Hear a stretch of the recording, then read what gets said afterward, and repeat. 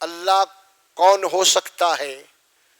تو پہلی بات فرمایا یطعم ولا یطعم، یہ مثال اللہ دے کے فرمایا خدا وہ ہو سکتا ہے جو کھاتا نہیں کھلاتا ہے، کھاتا نہیں کھلاتا ہے۔ تو مطلب کیا ہوا؟ کیا ایسا کوئی ہے بغیر کھائے سو؟ زندہ ہے کوئی بغیر کھائے سو؟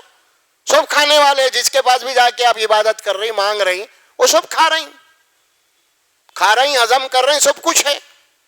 اللہ والا اللہ کو پہچاننے کی ایک مثال ایک یہ ہے، یعنی خدا اللہ وہ ہو سکتا یا وہ ہے جو کھاتا نہیں کھلاتا ہے صرف۔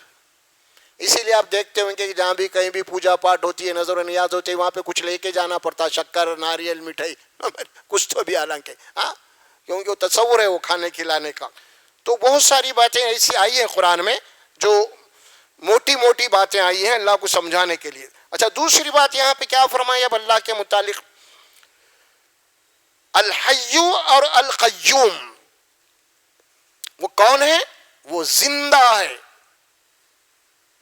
اس کو کبھی موت نہیں،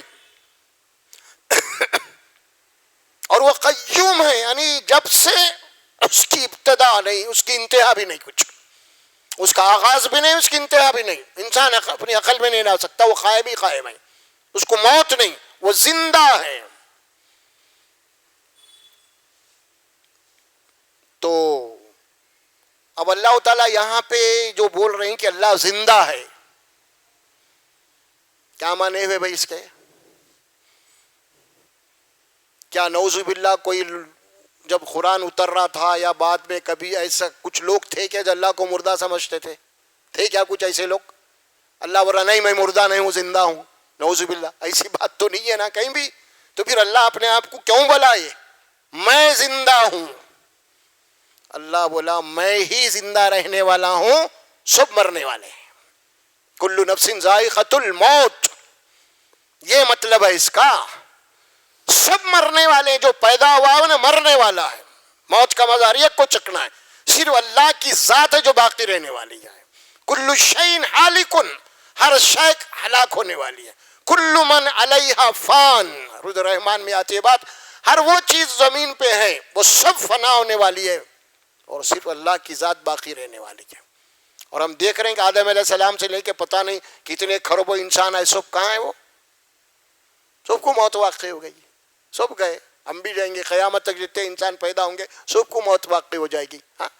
تو اللہ اس اعتبار سے فرمائے کہ وہ ہمیشہ زندہ اور قائم ہے، اس کو کبھی بھی موت نہیں۔ اس کو قرآن میں سورہ فرقان میں ایک آیت آتی ہے جہاں پہ اللہ فرماتے ہیں وَتَوَكَّلْ عَلَى الْحَيِّ الَّذِي لَا يَمُوتُ، فَتَوَكَّلْ عَلَى الْحَيِّ الَّذِي لَا يَمُوتُ، یعنی اس ذات کے اوپر بھروسہ کرو جو زندہ ہے، جس کو کبھی بھی موت نہیں۔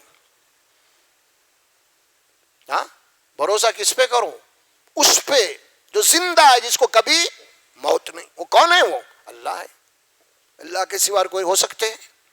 نہیں ہو سکتے، اللہ ہے وہ جس کو کبھی بھی موت نہیں، اور وہ قیوم ہے، اور یہ زندہ ہے، اور باقی لوگوں کو جو مخلوقات کو زندگی مل رہی ہے نا، وہ اللہ جن کو زندگی دے رہا ہے وہ زندہ ہے، اللہ زندگی دینے سے وہ زندہ ہے، اور اللہ جس کی زندگی ختم کر دے، موت، ظاہر ہے کہ دنیا سے چلے جائے گا۔ یہ ہے اللہ سمجھا رہے ہیں۔ اچھا یہ بات تو ہو گئی نا، اب آگے چل کے اللہ فرماتے ہیں لا تأخذہ سنۃ ولا نوم۔ اب دیکھیں کتنی آسانی سے اللہ سمجھا رہے ہیں اللہ کون ہو سکتا ہے، اللہ کون ہے، اس کو سمجھانے کے لیے۔ اللہ تھکتا نہیں، اللہ کو تھکن نہیں آتی۔ کیا مطلب؟ ایک تو آدمی جب تھک جاتا ہے نا، تھکنے کے بعد کیا ہوتا ہے آدمی کو؟ اونگ آ جاتی ہے نا، اونگنا شروع کر، آدمی محنت کرا، یہ کرا، تھک گیا تو جناب علی اونگ شروع ہو جاتی ہے، اس کو اونگ آ جاتی ہے، تو اس کے بعد کیا ہوتا ہے؟ نیند آ جاتی ہے۔ ایک آدمی بہت تھک چکا ہے، تھکنے کے بعد وہ اس کو اونگ آ رہی ہے، اونگ کے بعد جب نیند آتی ہے تو اتنی گہری نیند ہوتی ہے وہ اپنے سے غافل ہو جاتا ہے، اتنی گہری نیند ہوتی ہے، اگر اس کے جیب میں پیسے وغیرہ تو کوئی نکال لے کے جا رہا اس کو پتہ ہی نہیں چلتا، اس کو اتنی گہری نیند ہوتی ہے اس کو۔ اللہ فرماتے ہیں اللہ کی وہ ذات ہے جس کو تھکان کی وجہ سے وہ کبھی اس کو نہ تو اونگ آتی ہے اور نہ اس کو نیند آتی ہے۔ کوئی ہے ایسا؟ کوئی نہیں ہے نا۔ پھر یہ کیوں بول رہا اللہ؟ اسی لیے بول رہا اللہ یہ کائنات چلا رہا ہے، خدا نہ خواستہ اللہ تبارک و تعالیٰ بھی اگر اس کو تھک جاتے اونگ آ جاتی تو یہ کائنات چل ہی نہیں سکتی، کبھی کہ جناب علی تباہ ہو جاتی، برباد ہو جاتی۔ ہاں یہ چاند یہ سورج ستارے کیسا بھاگ رہے ہیں، کیسا چل رہی ہیں؟ اللہ فرماتا ہے کہ ہم نے اس کو تھاما ہوا ہے، ہمارے حکم کے پابند ہے یہ، ہاں، اور پھر ہماری نگرانی میں ہے یہ۔ اللہ کی ذات وہ ہے کہ وہ نہ تو تھکتا ہے اور نہ تو اسے اونگ آتی ہے اور نہ تو اسے نیند آتی ہے۔ آپ دیکھیے کبھی کبھی نئے ڈرائیور ہوتے ہیں نا، اگر وہ ان کو نیند آ گئی نا، وہ بس ڈرائیور فلاں فلاں گہری نیند، ارے رے رے رے بولے تک چلے آتا انہیں، اتنا منٹوں کے اندر ختم۔ 100 کلو کی مش میں اگر آنکھ لگ گئی یوں بولے تک برخاست، انہیں اور اس کے پیچھے بیٹھے والے پورے گئے کام سے۔ اللہ فرماتے ہیں کہ اتنی بڑی کائنات، جب سے کائنات بنا ہو اس کے اندر ذرا سا بھی فرق نہیں ہے آج تک، اللہ اسے چلا رہا ہے، پوری نگرانی ہے اللہ تبارک و تعالیٰ کی اس کی۔ اللہ قرآن میں دوسرے مقام پہ فرماتے ہیں وَمَا كُنَّا عَنِ الْخَلْقِ غَافِلِينَ، میں یہ کائنات بنایا ہوں اور بنا کے میں غافل نہیں ہوں اس سے۔ اللہ لہ الخلق والامر، دیکھو میں پیدا کروں اور میرے حکم سے یہ کائنات چل رہی اور میں غافل نہیں ہوں۔ اللہ ہے، کوئی ہے ایسا؟ یہاں پہ لوگ کام کرتے ہیں کمپنیوں فیکٹریوں کے اندر، یہاں پہ تھک جاتا ہے لیبر یا جو بھی ہے، اس کی شفٹنگ ہوتی ہے، 8 گھنٹے تم کرو، 8 گھنٹے انہیں کرو، 8 گھنٹے کرو، آٹو ڈرائیور چلاتا ہے، ریلیف ہوتا ہے کہ دن کو تو چلاتا ہے، تھک جاتا ہے انسان۔ کوئی ایسا ہے ہی نہیں جس کو تھکان نہ آتی ہو، جس کو تھکان نہ آتی ہو، جس کو اونگ نہ آتی ہو، جس کو نیند نہ آتی ہو، کوئی ہے ہی نہیں، اور وہ صرف اللہ ہے۔ اور اسی لیے اللہ کا ایک نام کیا ہے؟ سبحان۔ کیا نام ہے؟ سبحان۔ آپ پڑھتے ہیں نا نماز میں جا کے سجدے میں سبحان ربی الاعلیٰ، رکوع میں پڑھتے ہیں سبحان ربی العظیم۔ کیا معنی ہے اس کے؟ یعنی میرا رب وہ ہے جس کے اندر یہ عیب، یہ کمزوریاں نہیں ہیں، تھکان کی کمزوری بھی نہیں ہے، اونگنے کی بھی کمزوری نہیں ہے، نیند کی بھی کمزوری نہیں ہے۔ میرا رب وہ ہے جو ہر نقص و عیب و کمزوری سے بالکل پاک ہے، اسی لیے کہتے ہیں سبحان صرف وہ ہے، کوئی اور نہیں۔ اللہ کا تعارف ہو رہا ہے۔ جب اللہ کا تعارف ہو گیا ہمارے سامنے تو ہم اللہ کے در سے 1 سیکنڈ کے لیے بھی نہیں ہٹ سکتے۔ وہ اللہ ہے، میرے سے غافل ہی نہیں ہے اللہ میرا، ہاں، اس کائنات سے غافل نہیں ہے تو میرے کو تو پیدا کرا، انسان کو بنایا، تو اللہ مجھ سے کیسے غافل ہوگا؟ اللہ تعالیٰ میری ہر چیز، پوری ضرورت کو پورا کر رہا ہے۔ تو لا تأخذہ سنۃ ولا نوم لہ ما فی السماوات و ما فی الارض، دیکھو یہ زمین اور آسمانوں میں جو کچھ ہے وہ سب اس کا ہے۔ یہاں پہ الفاظ آتے ہیں، دوسرے مقام پہ کیا آتے ہیں؟ وَلِلَّهِ مُلْكُ السَّمَاوَاتِ وَالْأَرْضِ، زمین اور آسمانوں میں جو کچھ ہے اس کا مالک اللہ ہے، اس کا مالک اللہ ہے، اللہ کے اختیار میں ہے وہ ساری چیزیں، اس کے بغیر حرکت نہیں کر سکتے کوئی چیز بھی۔ اب اللہ کا علم کیسا ہے اب آپ دیکھیے، اللہ سورہ انعام میں فرماتے ہیں زمین کے اوپر جتنے درخت ہیں، جو درخت کا پتا زمین پہ گرتا ہے، وہ درخت کا پتا زمین پہ گرنے سے پہلے وہ اللہ کے علم میں ہے۔ کتنے درخت ہوں گے، کتنے پتے گر رہے ہوں گے بھائی؟ کوئی ایسا ہے؟ کوئی ایسا اندازہ لگانے والا ہے؟ بتائیے آپ۔ اللہ بول رہے ہیں اللہ وہ ہے، زمین پہ جتنے درخت ہیں کوئی درخت کا پتا نہیں گرتا مگر وہ اللہ کے علم میں ہے۔ کوئی ہے ایسا؟ اللہ پوچھ رہا بھائی اللہ کون ہے آخر؟ ہاں، اللہ کی ذات اتنی عظیم ہے، اللہ کا علم اتنا ہے، اندازہ لگا سکتے ہیں آپ؟ تصور نہیں کر سکتے آپ اللہ سبحانہ و تعالیٰ کا۔ سبحان الذی بیدہ ملکوت کل شیء، ہم پڑھتے ہیں سورہ یاسین میں آخری آیت میں، سبحان الذی بیدہ ملکوت کل شیء والیہ یرجعون، وہ ذات پاک ہے ہر نقص اور کمزوری سے، جس کے ہاتھ میں پوری کائنات ہے، کل شیء اس کے ہاتھ میں ہے فرمایا. یعنی ہاتھ میں ہے سے مراد کیا ہے؟ مثال کے طور پہ آپ کے ہاتھ میں ایکسیلیٹر ہے، بریک ہے، مطلب گاڑی آپ کی کنٹرول میں ہے نا، آپ گھوڑا بگا رہے ہیں یعنی اس کی لگام آپ کے ہاتھ میں ہے، تو مطلب کیا ہوا؟ یہ پوری کائنات اللہ کے اختیار میں ہے، اللہ کے ہاتھ میں ہے. کائنات ذرا بھی اللہ کے مرضی کی خلاف حرکت میں نہیں آ سکتی، کہ اللہ کا علم وہ ہے، اللہ کی طاقت و قدرت وہ ہے. اور اللہ اپنی قدرت کے متعلق مثال دے کے سمجھایا سورہ نحل میں، وما امر الساعۃ کلمح البصر او هو اقرب ان اللہ علی کل شیء قدیر. کتنی مثالیں دے رہا اللہ تعالیٰ، اللہ کی قدرت کا ہے معلوم. یہ ایک کمزور سی مثال اللہ دے رہے ہیں، کمزور. کائنات بہت بڑی ہے، اندازہ نہیں لگا سکتے تم. اللہ فرماتے ہیں کہ تم پلک مارنے میں جتنا ٹائم لیتے نا، اس سے کم میں پوری دنیا کو اللہ جناب علی تباہ کرتے تھے. ختم. پلک مارنے میں کتنی دیر لیتے آپ؟ اللہ بول رہے اس سے بھی کم وقت میں اللہ اس پوری دنیا کو ختم ڈھیر کر دیتا ہے.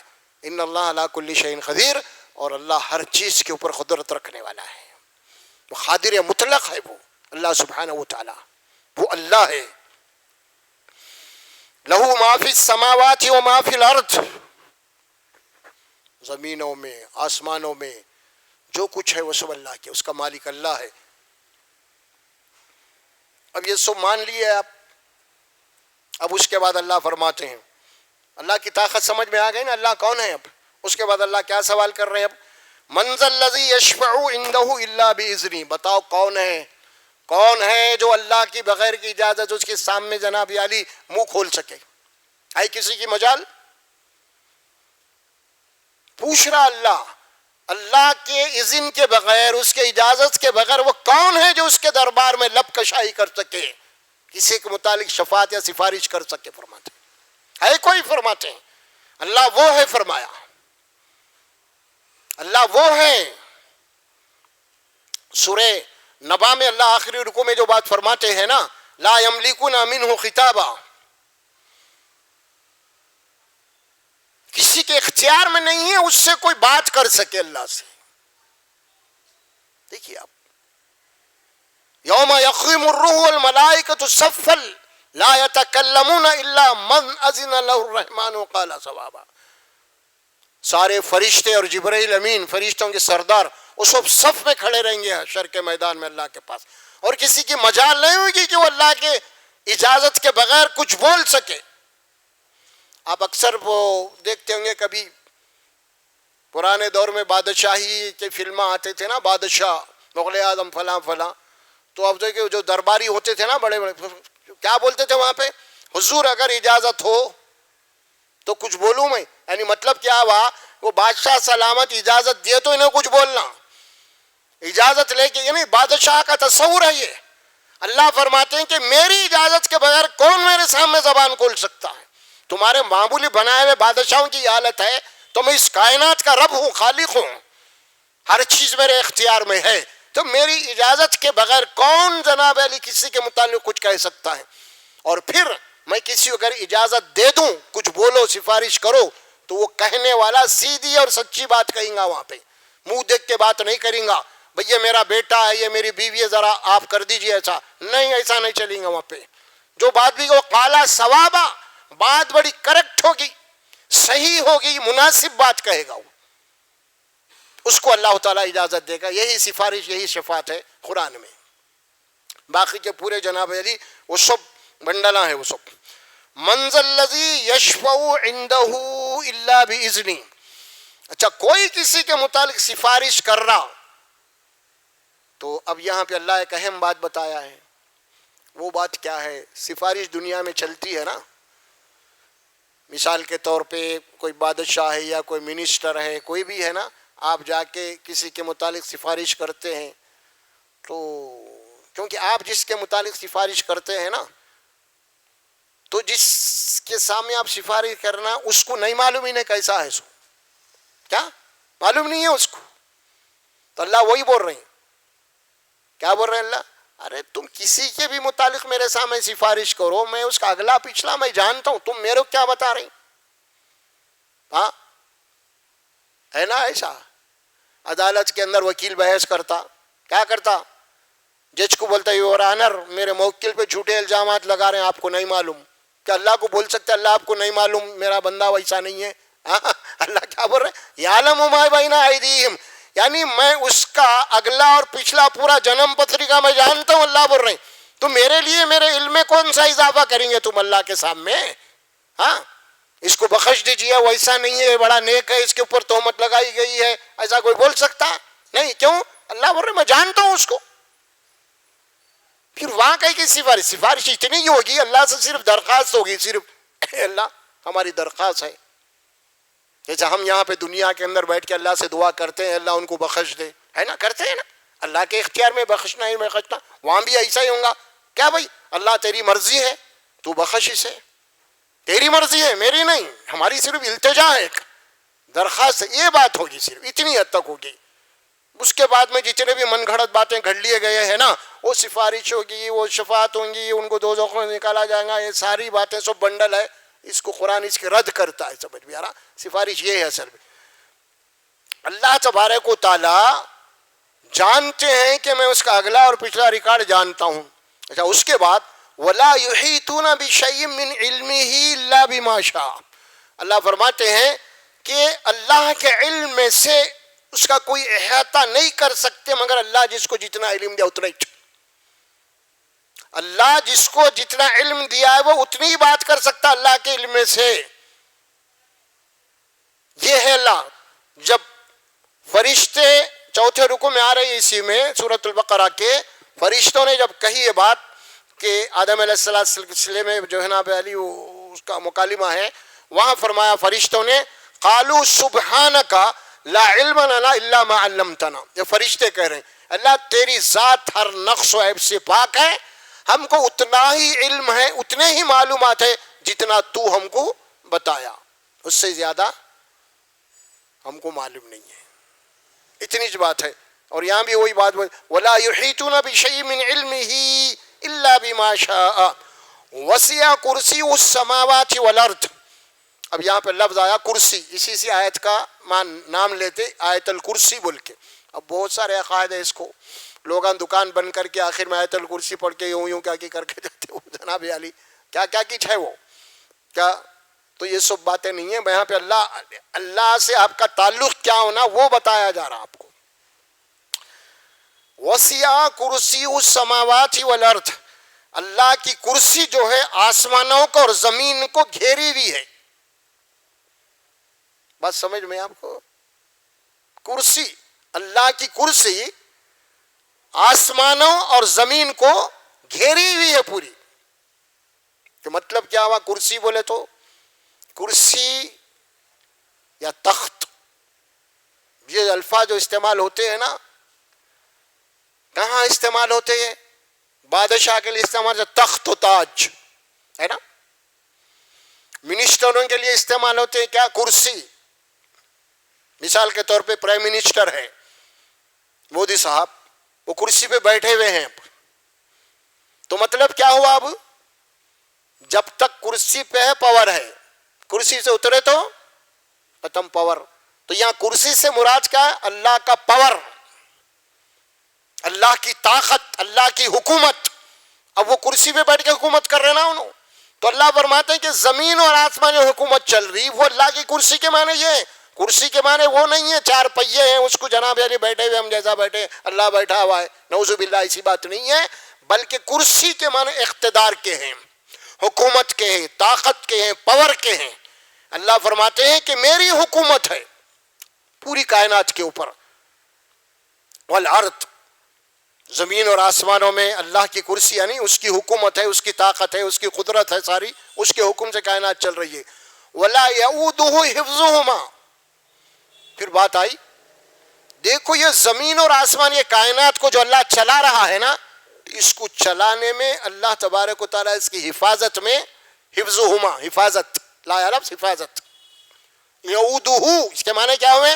زمین اور آسمانوں میں جو پیدا کیا، اور زمین اور آسمان جتنی مخلوقات ہیں ان مخلوقات کی نگرانی کرنا، ان مخلوقات کی پرورش کرنا، ان کو چلانا اپنے جناب علی، اس کو چلانے میں، اس کی نگرانی کرنے میں، ان کی حفاظت کرنے میں اللہ تھکتا نہیں، تھکتا نہیں۔ وہ اس کا زندہ ثبوت کیا ہے؟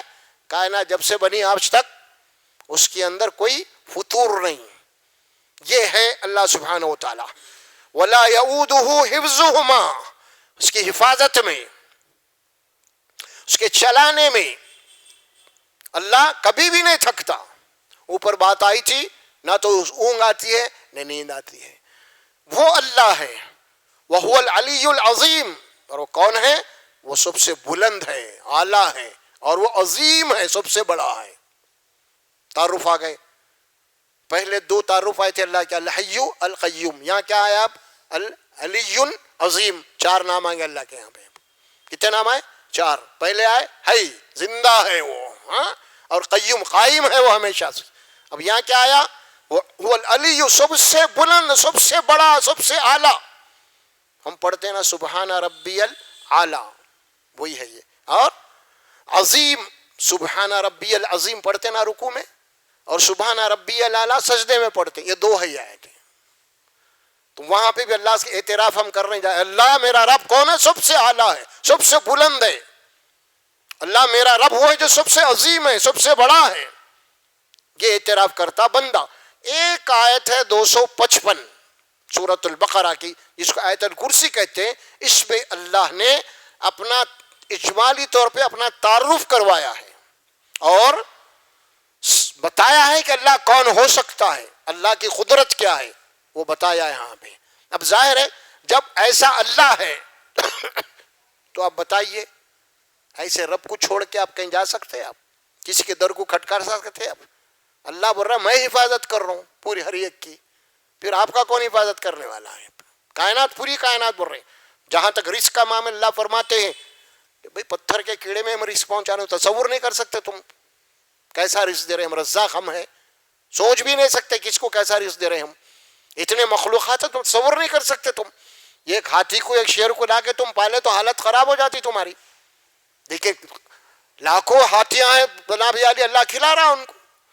لاکھوں مچھلیاں، زبان شارپ مچھلی، بڑے بڑے مچھلیاں ہیں، ایک دن تم جناب عالی نہیں رکھ سکتے، اللہ ان کو کھلا رہا ہے۔ تم کر سکتے؟ نہیں کر سکتے۔ تم تو اپنے لیے ہی پریشان ہے، دوسروں کو کہاں کریں گے تم؟ وہ رزاق ہے وہ۔ اور اللہ قرآن میں فرمائے کہ دیکھو ذرا سر اٹھا کے دیکھو، جو تمہارے سروں کے اوپر سے پرندے اڑ رہے ہیں نا، ان کا رزق کو دینے والا کون ہے؟ ہم ان کو رزق دے رہے ہیں۔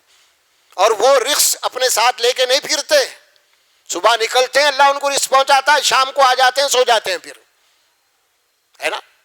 لا تحملوا رزقها، فرما اللہ یرزقها، وہ اپنا رزق اٹھائے نہیں پھرتے، اللہ ان کو رزق دیتا، کھاتے ہیں، آتے پیتے مست دنیا۔ کتنے مخلوقات ہیں، ہم بھی ایک مخلوق ہے، انسان۔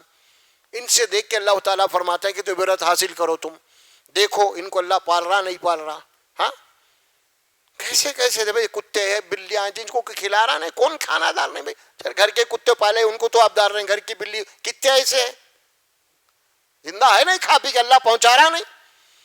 اللہ یرزقها، اللہ انہیں رزق دے رہا ہے کیونکہ اللہ پیدا کیا ہے، ان کی حفاظت کر رہا۔ اور ولا یعودہ حفظہما، اور ان کی حفاظت میں اللہ تعالیٰ تھکتا نہیں، اس کو تھکان نہیں ہے۔ ایک مقام پہ سورہ قاف میں آیت آتی ہے، ہم نے 6 دن میں اس کائنات کو بنایا، لم یعیا، اس کے بعد اللہ فرماتے ہیں وما مسنی من لغوب، وما مسنی من لغوب، 6 دن میں ہم کائنات بنائے، ذرا سی تھکان ہم کو چھوئی تک نہیں۔ ہاں اتنی بڑی کائنات اللہ بنایا، اس کے بعد کیا بول رہے ہیں بنانے کے بعد؟ وما مسنا من لغوب، اتنی بڑی کائنات بنانے کے بعد تھکان جو ہوتی ہے نا، اس کو ہمارا ذرا چھوا تک، تھکان ہمارے قریب تک نہیں آئی۔ ہے کوئی ایسا؟